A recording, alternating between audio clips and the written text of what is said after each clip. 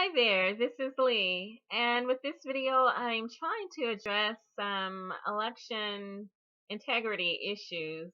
I've got two PDFs that I want to go through. One is Democracy Lost, and it's about what Election Justice USA discovered about our primary election on the Democratic side.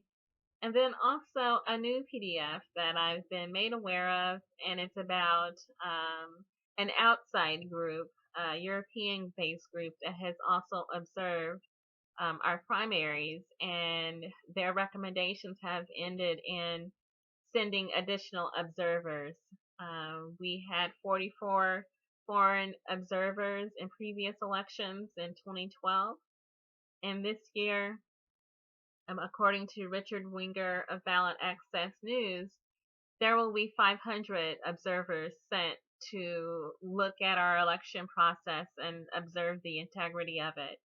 A lot of those issues have been inspired by our recent primary election, and so they've concluded that they need to send additional observers.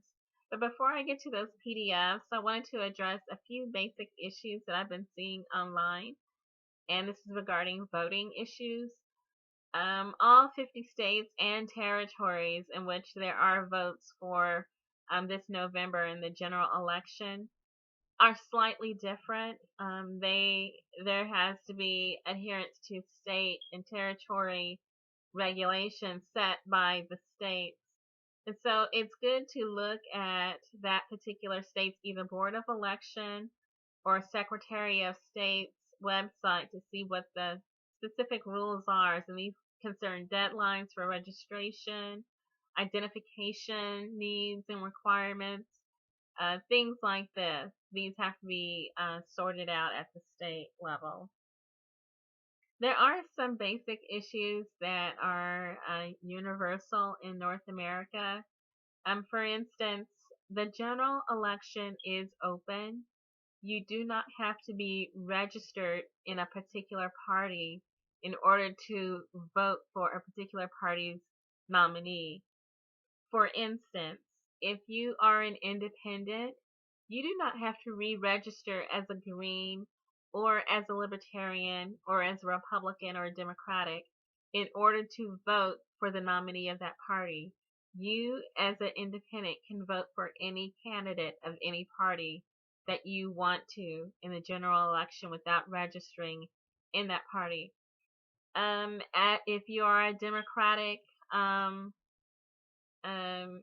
person, or you're currently registered as a Democratic person, you can actually vote for the Republican nominee if you want to. You can vote for the Libertarian, you can vote for the Green, you can vote for the Democratic nominee, you can vote for the Constitution Party, depending on what state that you're in. So the general election is open. You can cross party lines. You can even split the ticket, meaning that you can vote for a Green up ticket at the presidential level and then vote for independents and Democrats or Libertarians down ticket if you want to. You don't have to vote the party line all the way through. And so that's called splitting the ticket. For instance, some people would rather vote for a Libertarian up ticket and then Independent and Republican down ticket. This is allowed in the general election. Also, I wanted to address the issue of writing in Bernie Sanders. I've seen a lot of recommendations by people who say, well, I'm going to write in Bernie Sanders and I'm going to send a message. Or I'm going to write in Bernie Sanders because I think if enough of us do it, he can win. I'm going to write in Bernie Sanders because in these states, write-ins are allowed. In certain states, write-ins are allowed. But the thing is, the candidate that you write in has to register themselves as a write-in candidate before the deadline passes in order for your write-in vote to count for that candidate. So, because Bernie Sanders did not register himself as a write-in candidate, and he has shown no intentions of wanting to be a write-in candidate, your write-in vote will not count for him. You'll send a message to who? Who is your message to? The Secretary of State who throws it in the trash? What message did you send? If you write in Bernie Sanders, your vote will not count. He will not receive the message. The Secretary of State will not receive your message. Who is your message to? What is your statement? If you write in Bernie Sanders, and Bernie Sanders has openly stated more than once that he will not run against the Democratic nominee, who is Hillary Clinton, your vote for Bernie Sanders that you write in will not count for anyone or for anything. It will not count for Bernie Sanders. He will not see it. He will not recognize it. He does not want it. If he had wanted it, he would have registered as a write-in candidate, so you could do that for him. Writing in Bernie Sanders might make you feel good inside, and if that's what you need to feel good inside, then it's your vote. But it's actually not sending a message to anyone. It's not sending a message to Bernie Sanders. It's not sending a message to the powers that be. The only one who's going to know is you. And if that's what you want, then that's what you can do if you want to. You have alternatives. Gary Johnson of the Libertarian Party, who I think is maybe 70% aligned with Bernie Sanders' original platform. Although Gary Johnson does support the Trans-Pacific Partnership, which Bernie Sanders was 100% against. Jill Stein, I would say, is 90% aligned with Bernie Sanders' platform. She does not support the Trans-Pacific Partnership. So that she is actually the closest match to Bernie Sanders ideologically, politically. Hillary Clinton claims that she is 80% aligned with Bernie Sanders, but that is in word only. Indeed, I would say that she is more closely aligned with the Republican Party, who is definitely not aligned with Bernie Sanders. Donald Trump, the only alignment I can see with Donald Trump is the fact that Donald Trump is against the Trans-Pacific Partnership. And it's not on the Democratic Party and it's not on the Republican Party platform, any support. Whereas Hillary Clinton has expressed support for Trans-Pacific Partnership. So if you want to show support for Bernie Sanders, specifically and only Bernie Sanders as a person, and you're determined to do a write-in for him, he is not going to see it. He's not going to recognize it. He doesn't want it. He didn't ask for it. And what he's been saying is vote for Hillary Clinton. If you do not want to vote for Hillary Clinton, even with Bernie Sanders telling you to do that, you can cast a vote for Jill Stein, and your vote will count for Jill Stein because it helps to build the Green Party. It helps the Greens to obtain additional funding, and that counts towards the midterm elections when there'll be Greens running down ballot. And so your vote for that platform and that candidate, and then Greens down ballot, will definitely count in the spirit of Bernie Sanders, if not for the man himself. So those are a few things that I wanted to clear up. Beyond that, if you have questions, definitely go to your Secretary of State's website and get the time and date of your voting, the time and date and day, and the location of your polling place directly from the Secretary of State's office or from the Board of Elections. There are some people out there deliberately spreading misinformation because they don't want your vote to count. Definitely go to the source for all of your information.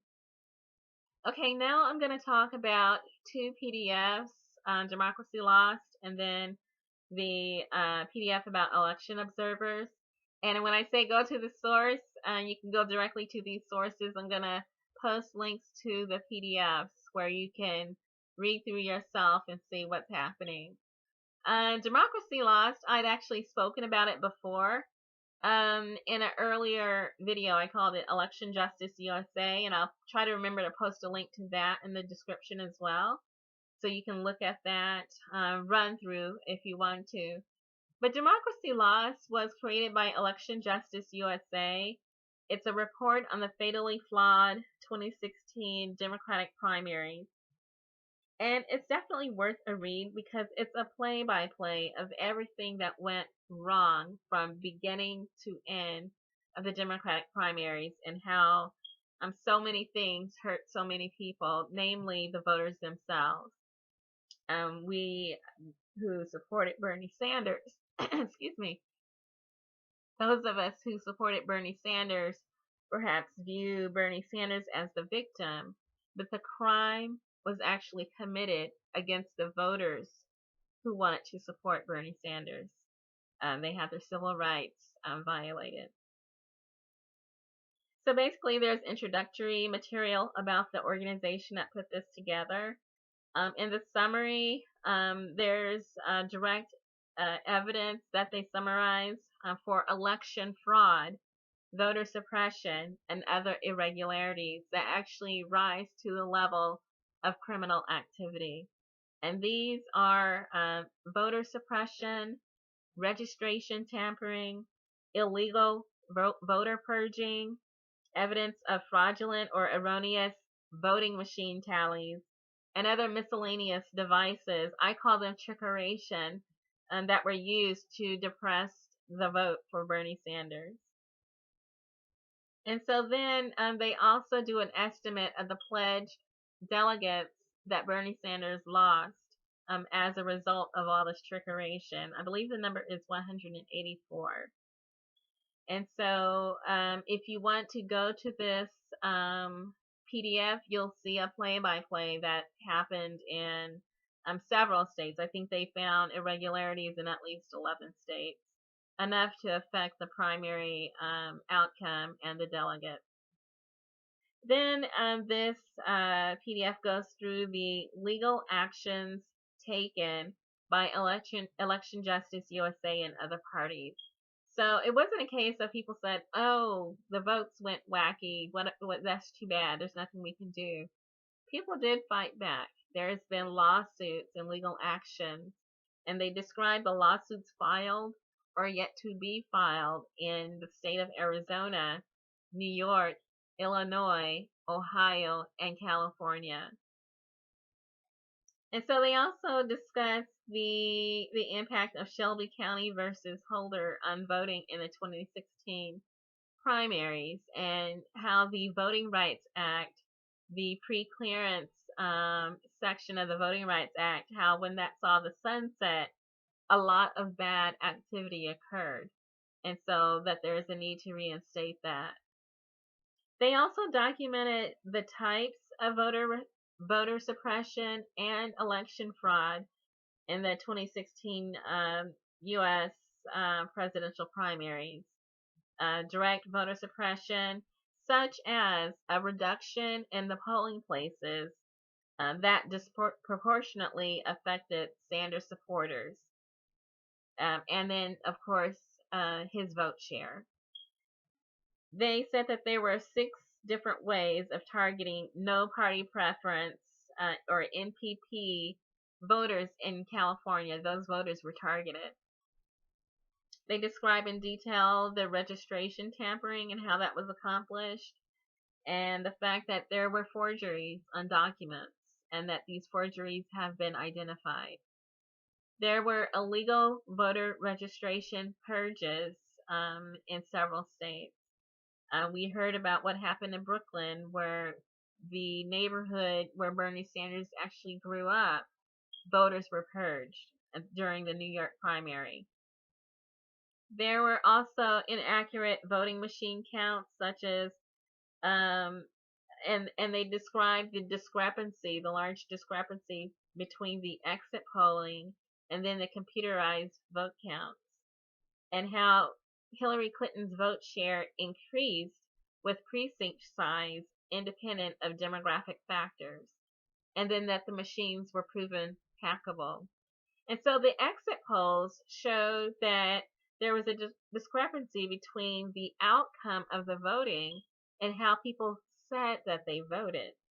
And the margin of error is usually recognized as 1 to 2%, but the margin of error varied so widely on the Democratic side of the primary, beyond the margin of error, sometimes 5 to 10%, sometimes even double digits.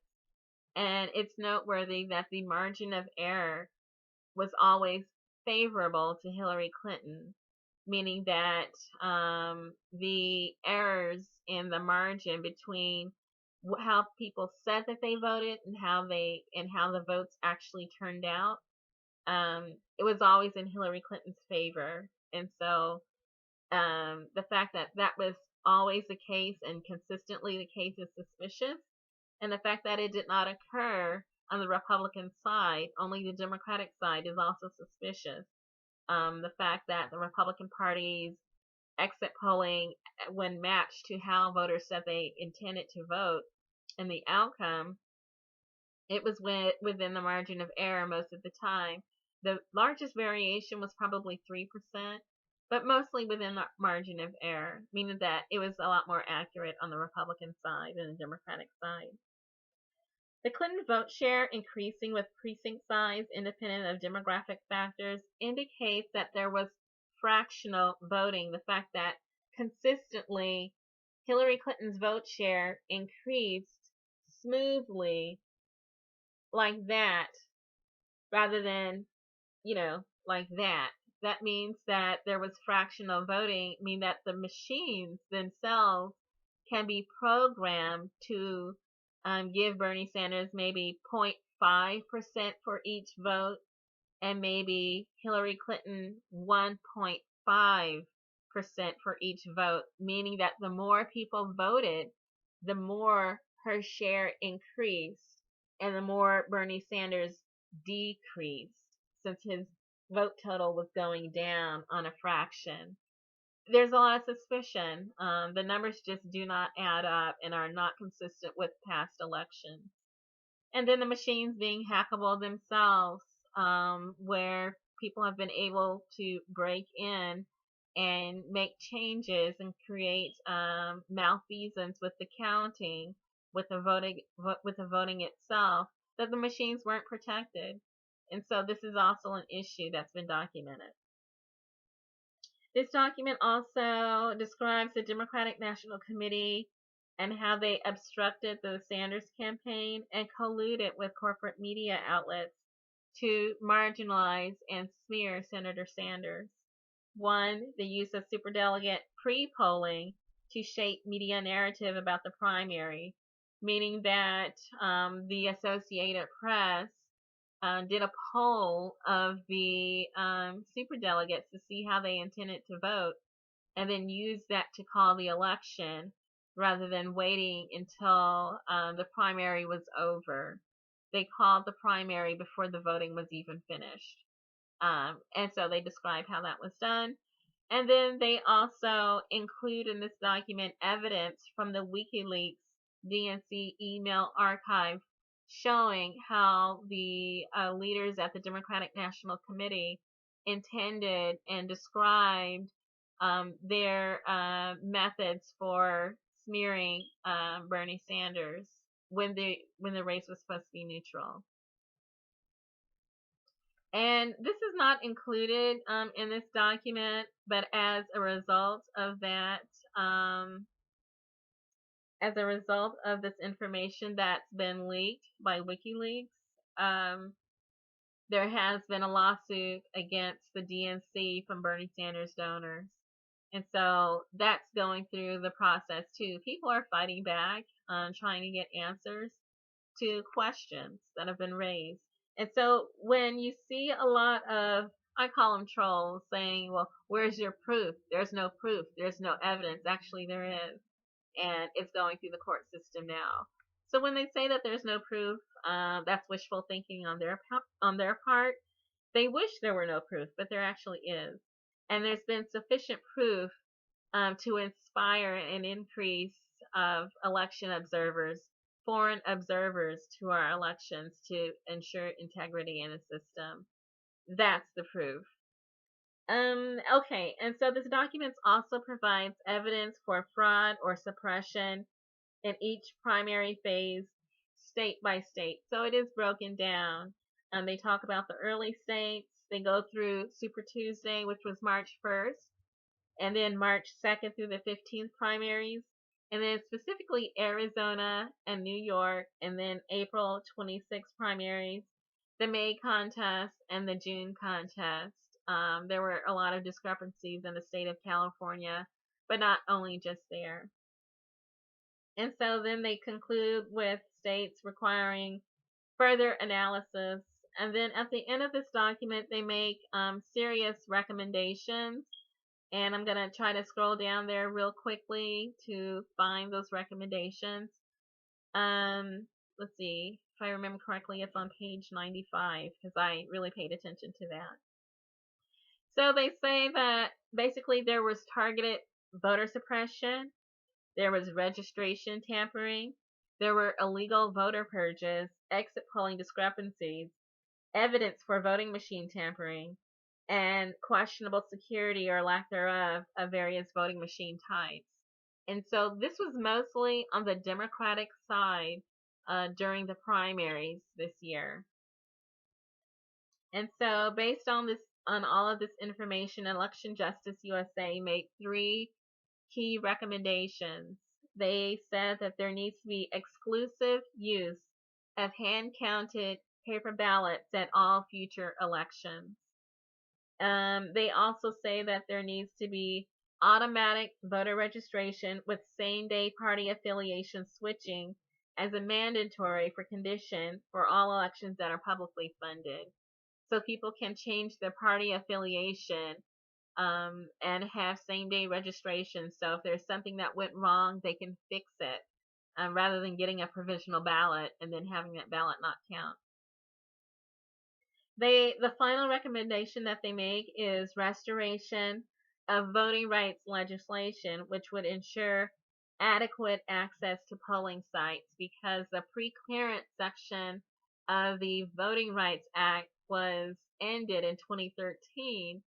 And in states such as Arizona, it had a negative effect because Arizona immediately decreased their polling sites and created a big negative situation of voter suppression when people did not have time to vote or had no transportation because there were so few polling sites available. So that's the Election Justice USA document, a quick summary for that. And I'm going to leave, again, the link in the description so you yourself can go through and see what the problems were. And it's important to know what they are so we know what to look for in this fall election that's just around the corner.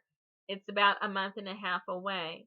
And so we all need to be aware of strange trickeration that has occurred so it doesn't occur again. Okay, now I'm switching to the Office for Democratic Institutions and Human Rights, that's OSCE. They did a needs assessment and a mission report on our elections. This is an organization based in the European Union, specifically Warsaw. And so basically, they went through and observed the background of our election system and the legal framework surrounding it and how our elections are conducted. And they went through voter rights registration, identification, things like that. And so basically, they had an invitation, and the purpose of the mission was to assess the pre-election environment here in the United States and make recommendations based on what they observed. And so they go through how we conduct our election. Excuse me.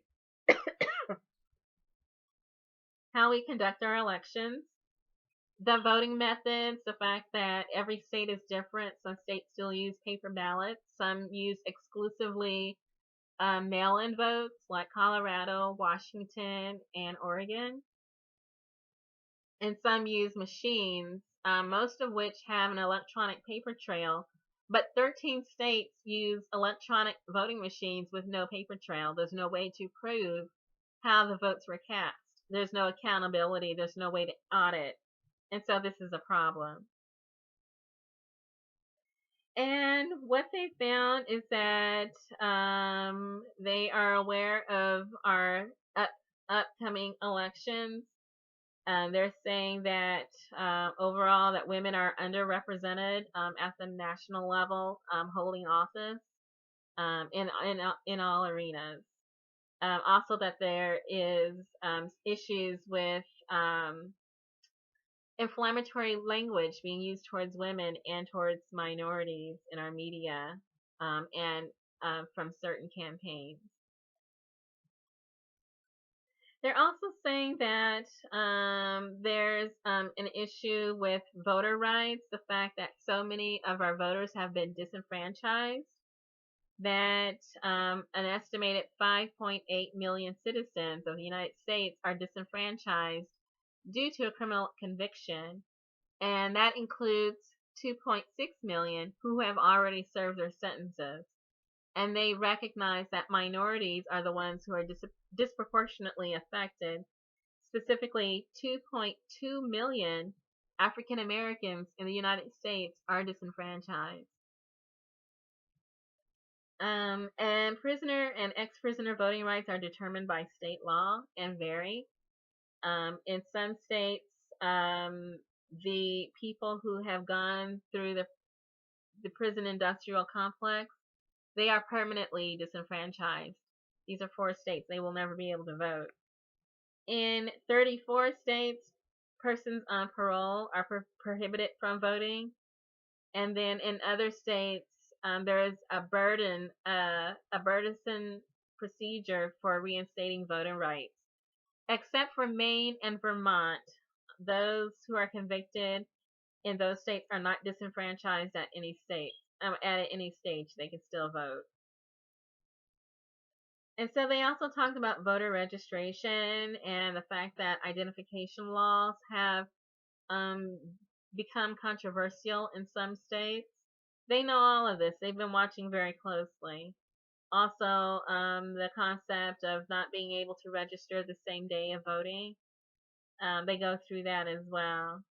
They talk about alternative voting methods, how in some states the voting is one way, in other states is another.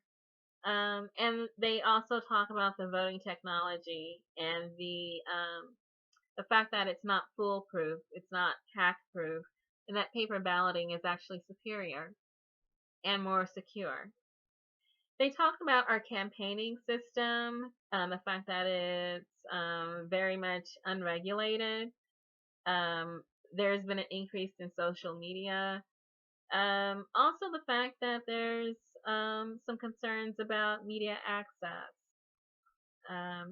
But they also talk about the inflammatory speech that targets minorities and the negative stereotyping of women.